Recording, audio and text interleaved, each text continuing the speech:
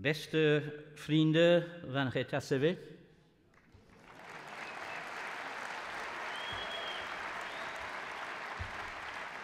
chers amis de la CSC,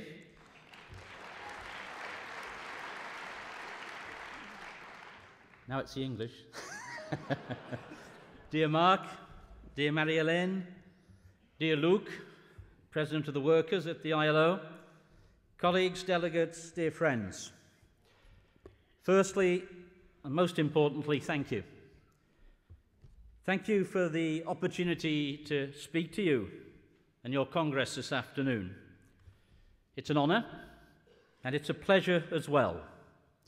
A pleasure because it gives me the chance to recognise and to express appreciation to all of you and to your leaders for their contribution to the work of the International Labour Organization. Marc speaks for the workers on international labour standards. Luc Cortebeeck leads the workers at the ILO. And you can tell me if they do a good job in Belgium. I can tell you they do a good job in Geneva.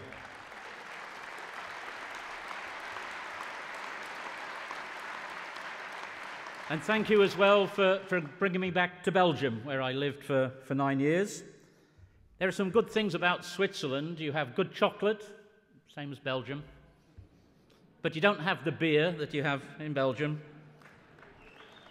And above all, you don't have the wonderful sunshine that we see in Ostend today. So that's great.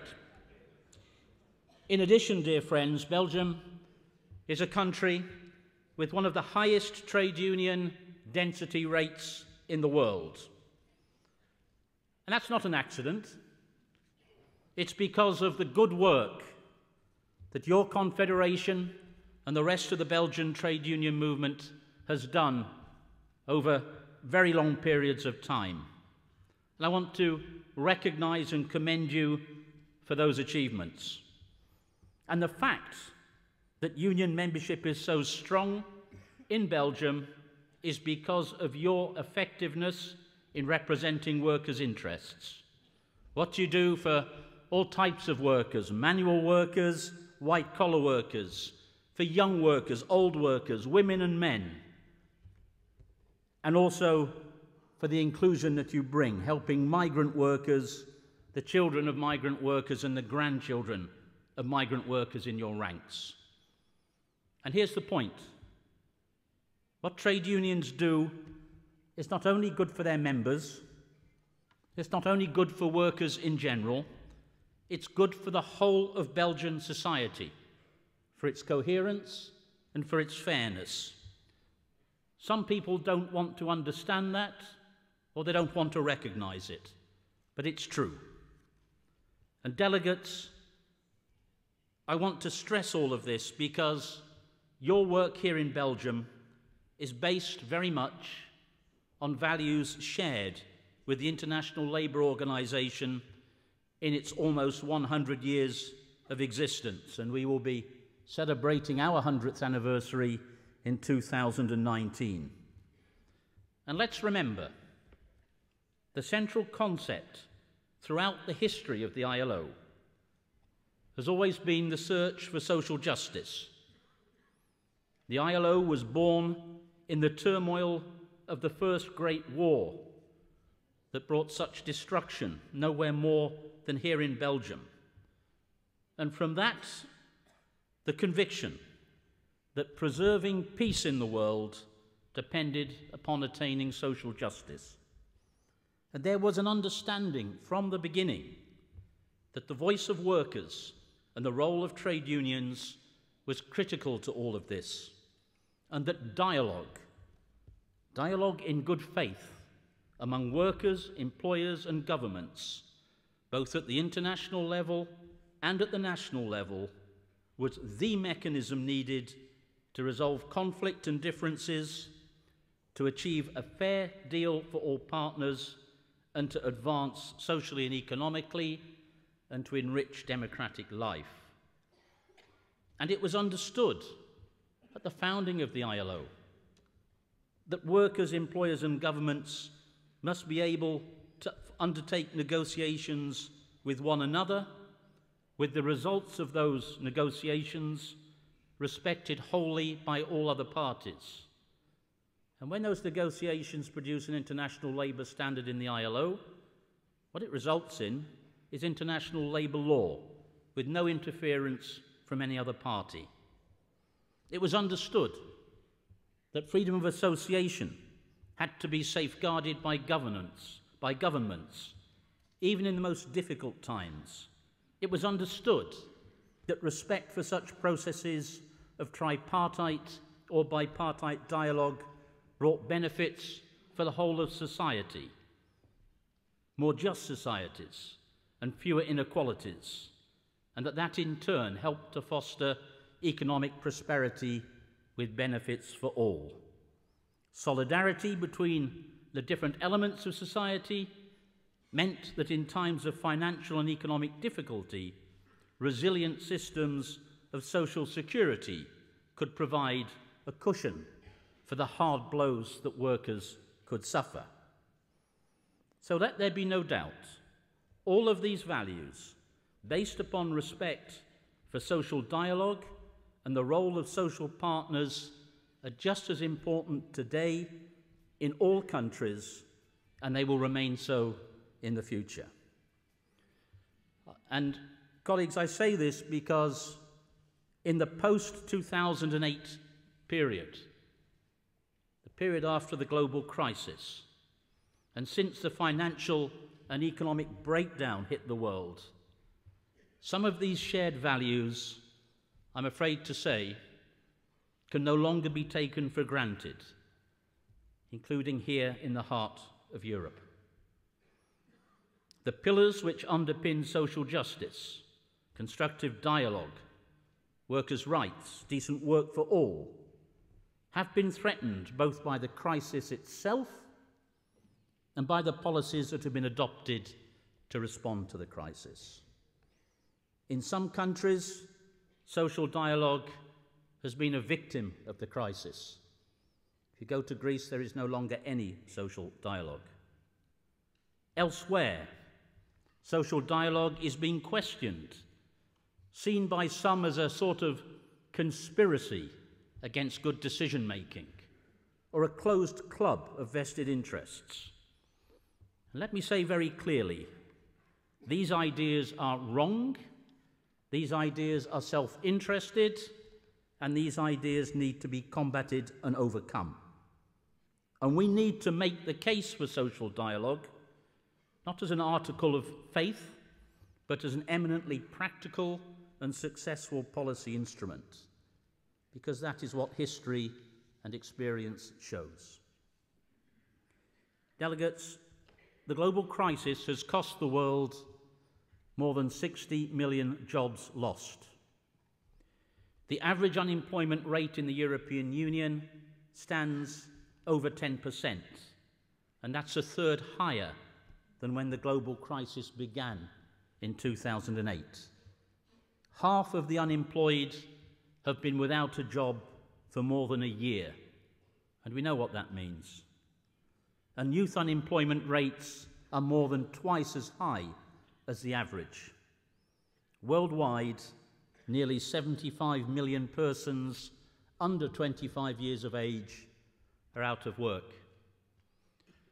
And I was struck by the personal story on the ACV-CSC website of Stephanie, a young woman searching unsuccessfully for a job in her area of expertise. Stephanie describes her situation as humiliating and hard to survive, and her persistent efforts to find a job have been fruitless. Stephanie has been condemned to work in unsatisfactory, temporary positions between periods of unemployment, and her story is typical of the experience of very many workers. There are 75 million Stephanies with us in the world. Delegates, I hope that I can say today that current European policies are finally starting to take some of these dramatic realities into consideration. It has started to be understood that less harm is done by reducing financial deficits more slowly. In a number of countries, the dangers of excessively rapid fiscal consolidation, with its serious impact on growth, social protection, and living standards, and the fact that it is also self-defeating because debt levels are not going down. All of this is beginning to be recognised, and in some cases austerity measures are being moderated. European Commission President Jean-Claude Juncker has launched a growth plan earlier this year, and if it is properly implemented, with attention to employment concerns, as the ILO would advocate, we believe it could generate 2.1 million new jobs in Europe by 2018. And I have seen the efforts of European Vice President Dombrovskis and Commissioner Thyssen to give a new start to social dialogue in Europe. I think all of these trends are certainly positive, and we should welcome them. But I must say that the change in thinking, however important, has come a little bit late, that much damage of the fabric of society has already been done, and there's still a lot of resistance out there. I'll come back to this in a moment, but if you'll allow me, I want to comment on a number of important issues that you have been discussing at this Congress, and which are ones that the ILO has already been addressing at the global level. I want to start with the complex and important issue of global supply chains. What global supply chains mean today, as someone said to me recently, is that goods are no longer made in Belgium, they're no longer made in China, they're made in the world. Just think of the clothes that you are wearing, or the smartphones you may be surreptitiously looking at now and then. They're made in the world. Now, all of this can, of course, be a force for good. And it's true that many millions of workers around the world have found better work because they can find a place in global supply chains. But sadly, sometimes the consequences have not been as positive.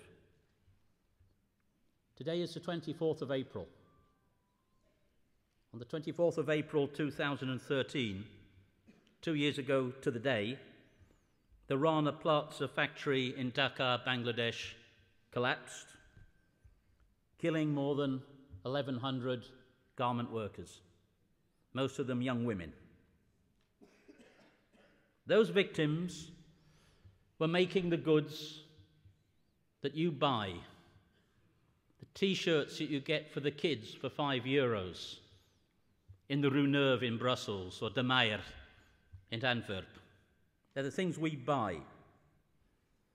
But the workers who made those goods that we buy had no trade union representation.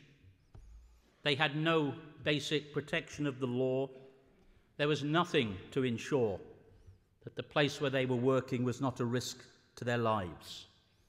By the way, the building had been audited under corporate social responsibility initiatives, and given the green light, it was okay. It still killed them.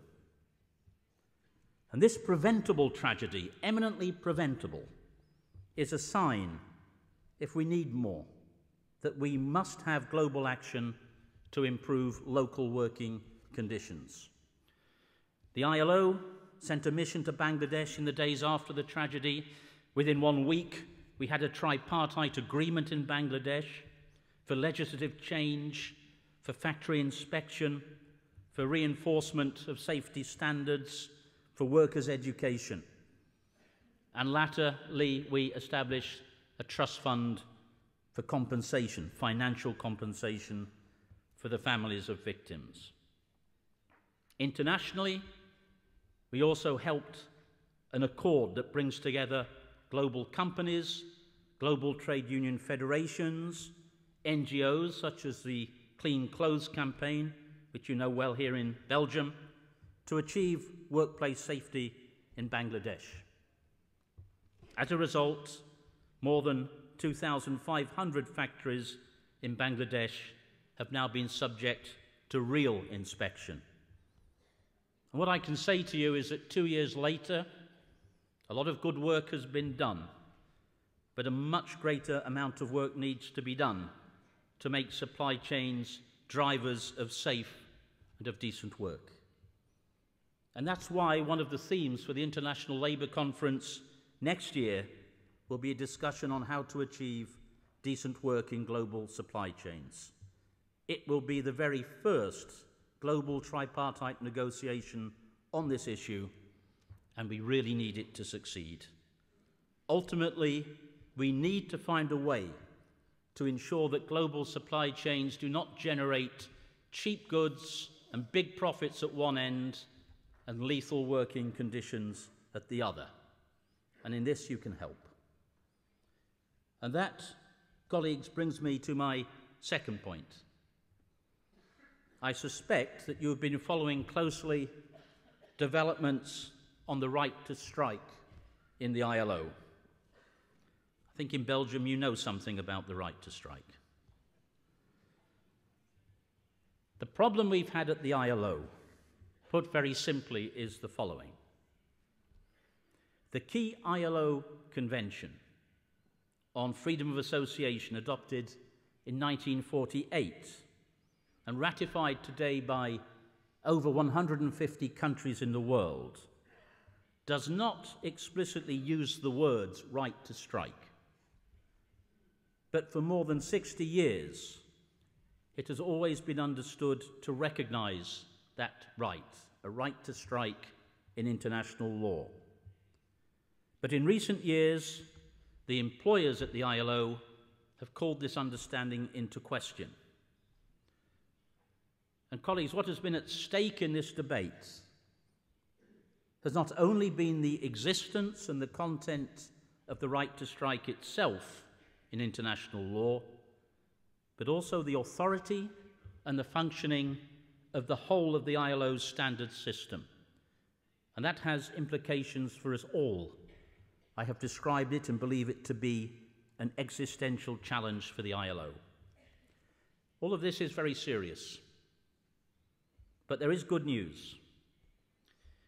Last month, our governing body, that's our executive, reached agreement on international recognition of the right to industrial action for workers and for employers.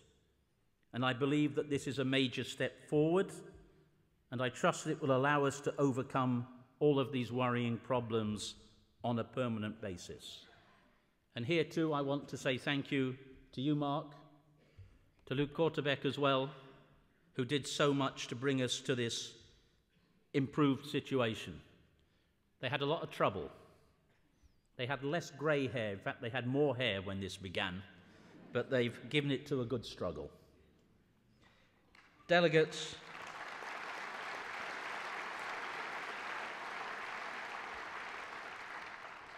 let me move on to a category of workers that we speak about too rarely and who historically and today have frequently been excluded from labour legislation, denied basic rights, or quite simply forgotten about.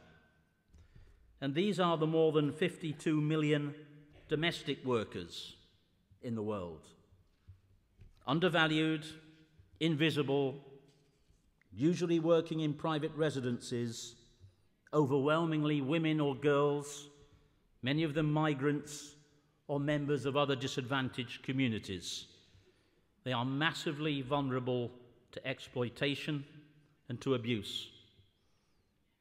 And I am really quite proud, and it happened before I joined the ILO, that the adoption of the ILO's Domestic Workers Convention, number 189, provides a valuable, if belated, response to this flagrant deficit of decent work.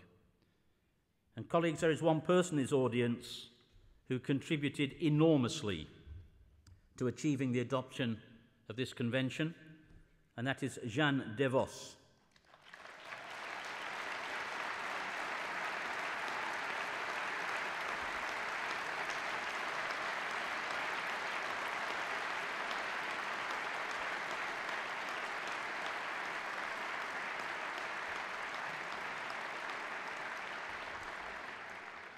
I was privileged to speak to Jeanne before I came onto the platform, to thank her personally, and I take advantage of this platform to thank her on behalf of the International Labour Organization for her tireless efforts for the rights of those of the one of the most powerless groups of workers in society. Adoption of the convention was the first step. We need it to be ratified, to be accepted by member states. And here we're not doing too badly. In Europe, Finland, Germany, Ireland, Italy, and Switzerland have already ratified. And I really hope that it will soon be the moment to add Belgium to that list, to provide a basis for domestic workers' rights to be respected, for trade unions to be able to represent them, and for them to be offered the basics of social protection. And let me say something then about social protection, and to congratulate you all once again. Congratulations on the campaign that the ACV-CSC has been carrying forward here in Belgium, together with the FGTB, ABVV, and the ACLVB-CGSLB, with World Solidarity and with other NGOs, to support global social protection around the world. Just recently, the ILO adopted a formal instrument on social protection floors, and it has boosted the efforts to attain social protection for citizens everywhere, and it has the support of the United Nations system as a whole. The ILO now has programs to achieve social protection floors in some 94 countries, and we're working to have them included in the United Nations post-2015 development agenda, which will be adopted by the General Assembly in September. And let me be clear, social protection floors are more than a simple safety net. They mean that even in the poorest of countries, there will be at least basic social security, such as healthcare for children, for older persons, for those who are unable to work. And when we use the term floor, social protection floor, it is so that we can build story upon it, so that gradually, as a country develops and is able to afford more protection, and ultimately to attain full respect of ILO Convention on Social Security, number 102, they will do so. It all sounds great, doesn't it? And yet, an incredible 3/4 of the world's population lives without any adequate social protection coverage. This is, of course, a basic human rights issue, but it's an economic one as well, because well-designed social protection systems support household incomes, support domestic consumption, build human capital, and increase productivity. They make our economies turn and grow. And there are some really encouraging examples of good practice. This is not theory, this works. Take the example of the West African island nation of Cape Verde. More than 90% of older persons there now receive a pension.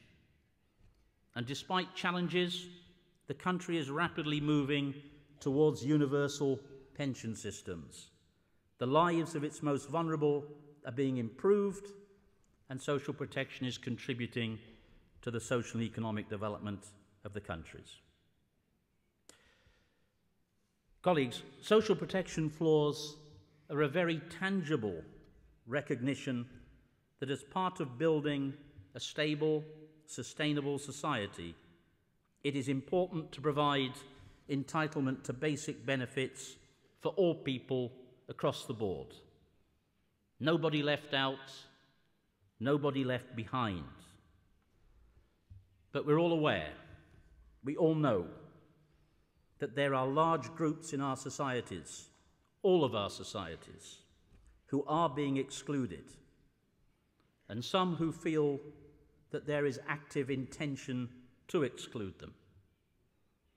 Disaffected youth is the most urgent of our social challenges, and the situation is often even more acute among minority communities.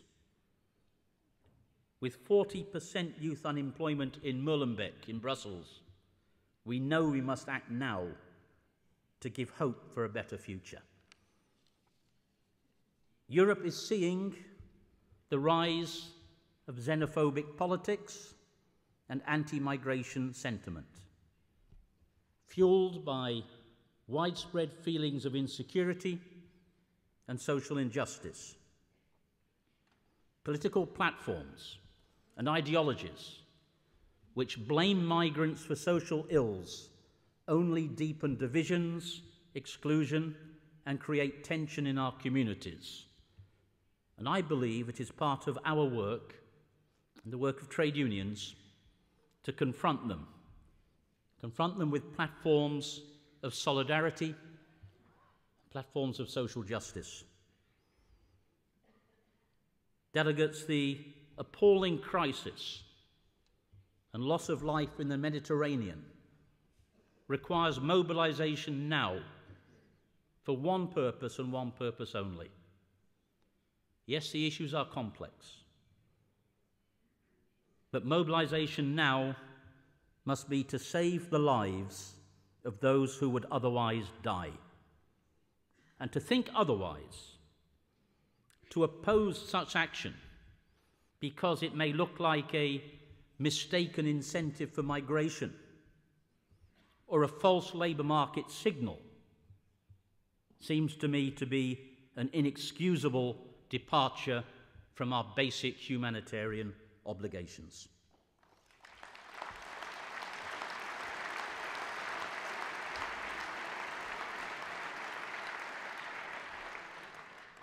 But we're not condemned to be trapped in a polarised and unjust society.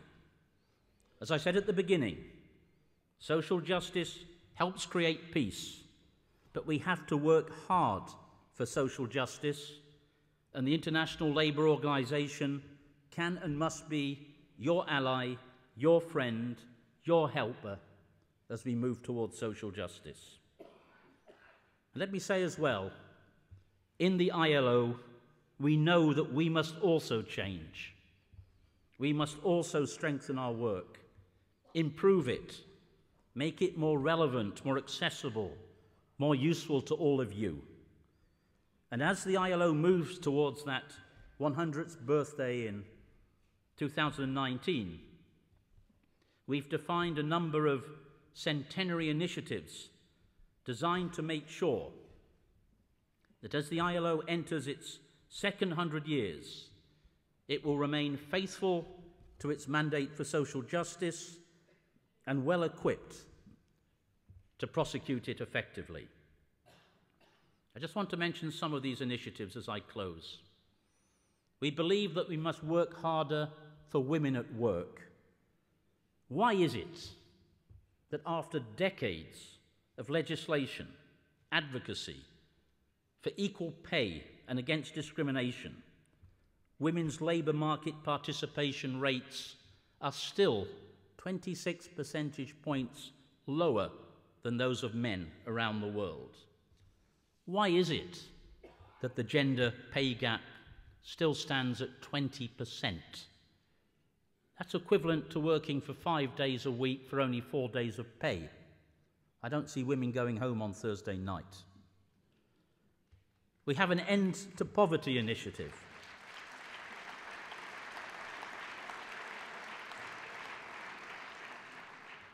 We have an End to Poverty initiative. I mentioned that the UN will be designing its post-2015 development agenda this year. It's what comes after the Millennium development goals. It is within the capacity of our generation to end extreme poverty in the world. If we don't do it, it's because we haven't wanted to, because we haven't given enough attention to doing so. No utopia, a real and reachable political project. We need the ILO at the centre of that. We need decent work for all to be the key driver. We have a green initiative. We need to put our global economy on the road to environmental sustainability. It's not a choice between the jobs or the environment, it's bringing both together.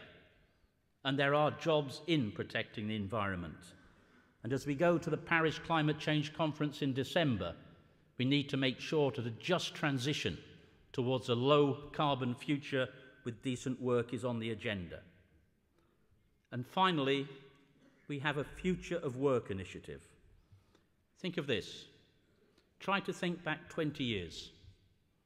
Remember what your workplaces looked like, or imagine if you weren't working 20 years ago, what they looked like. And then project that forward 20 years. Imagine the change that is coming. Do we imagine that our trade unions, our institutions, our policies, as they exist today, will be good enough to deal with that process of change? I believe we have to sit, study the rates and the nature of change in the world of work, anticipate them, and ensure that we are ready for them in the name of social justice. Delegates, our future is not written for us, it's not decided for us.